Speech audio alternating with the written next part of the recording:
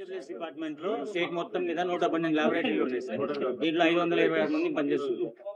ఒక్కొక్కళ్ళు దాదాపు 20 సంవత్సరాల నుంచి వర్క్ చేస్తారు. రీసెంట్ గా మన ఎలక్షన్ అయిపోయి మన గవర్నమెంట్ వచ్చిన తర్వాత ల్యాబ్ల నుంచి కొంతమంది తొలగిస్తున్నారు. అది కొంచెం వీళ్ళని తీసేసి వాళ్ళ తరపు మనుషులు పెట్టుకోమని చెప్పి చెప్తున్నారు. యాక్చువల్ గా మనకి గవర్నమెంట్ ఆఫ్ ఇండియా నుంచి లాగిన్స్ ఇచ్చారు సార్. మా పేర్ల మీద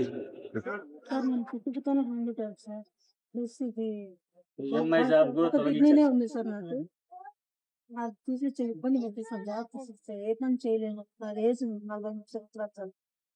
నాయన ఎంత 13 సంవత్సరాలు సార్. నాన్న చనిపోయి 13 సంవత్సరాలు సార్.